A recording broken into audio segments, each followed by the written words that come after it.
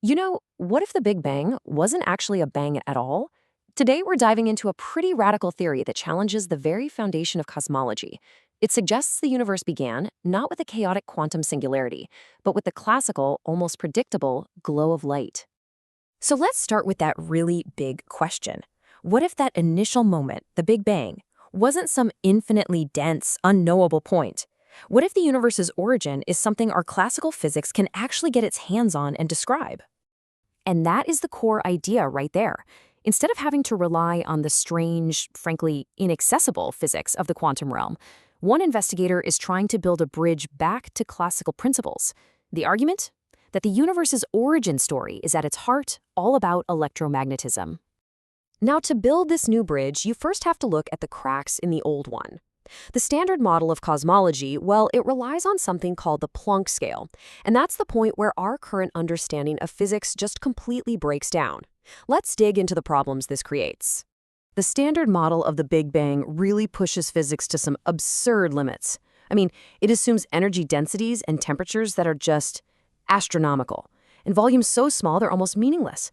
Our core concepts like mass and even space-time just break down into a singularity. It's a model that feels, well, conceptually strained, because it relies on conditions we can literally never observe directly. Okay, so if the singularity is a big problem, what's the alternative? This new model offers a solution by completely rewriting how we understand the universe's initial energy, and it all starts with the nature of light itself. And yeah, it all kicks off with the most famous equation in physics. But let's pause for a second. In a universe of pure light and radiation, before any particles exist, what exactly is m? What is mass? There isn't any. So this is the first really crucial conceptual jump. The author makes a case for using parameters that are physically intuitive. Instead of a vague mass, we just substitute it with density times volume, two classical properties that make perfect sense even before matter shows up. So the equation now becomes E equals rho v c squared. Now here's where it gets really clever. The speed of light squared, c squared, isn't just some abstract number. It's a physical property of empty space itself. It's defined by how the vacuum responds to electric and magnetic fields. We call these vacuum permeativity and vacuum permeability. You can think of them as the basic rules that govern how electromagnetic waves travel through nothing. So, when we plug that physical definition back into our new energy equation, something pretty amazing happens. We get a final expression for the universe's initial energy that depends only on density, volume, and those fundamental electromagnetic properties of the vacuum itself. And this is a revolutionary shift. The gravitational constant g and Planck's constant h, the absolute pillars of quantum gravity and Planck scale physics, they're just gone from the equation. The origin of the universe is completely reframed as a problem of classical electromagnetism. And that means our physics doesn't have to break down. Energy can be modeled continuously, no singularity required. So, what does a universe born from this new equation actually look like? Well, this formula paints a radically different picture of the cosmos's very first moments. Using this new model, we can actually estimate the initial mass energy of the universe, and it comes out to about 10 to the minus 2 kilograms, so about 10 grams, roughly the weight of a couple of nickels. Just keep that number in your head. Okay, now compare that to the standard Planck mass from quantum theory.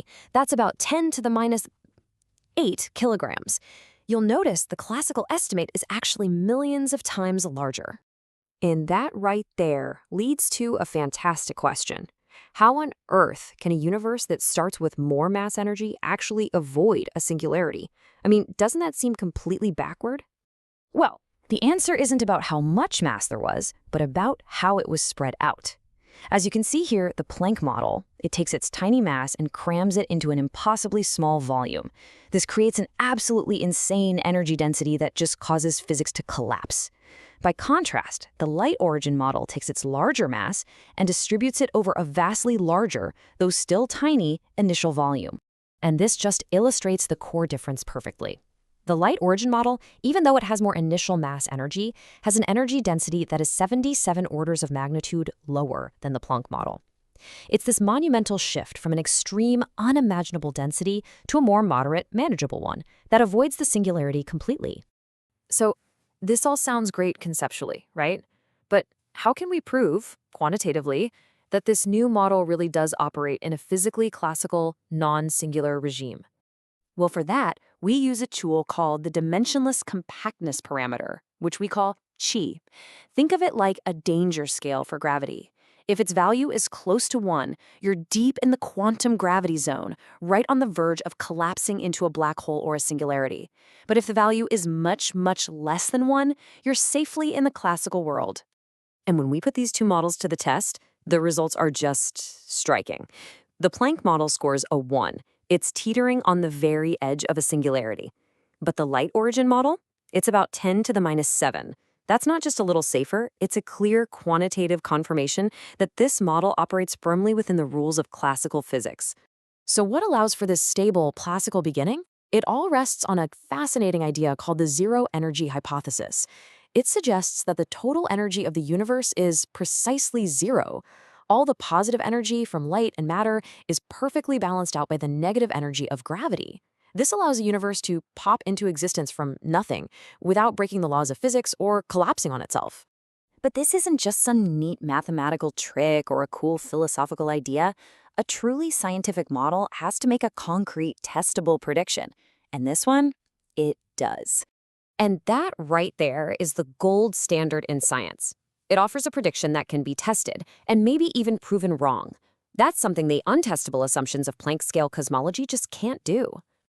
Okay, let's do a quick final exam review. What are the key takeaways? First, the universe's origin might be describable with classical physics. No quantum weirdness needed.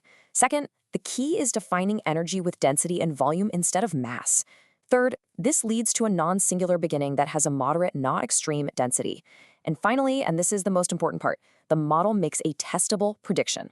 That formula you see sets a minimum temperature for the early universe to avoid collapsing under its own gravity, a specific number we can actually look for. So this whole explainer leaves us with a pretty profound thought.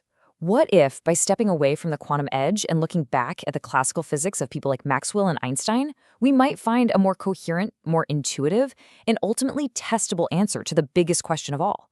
How did it all begin?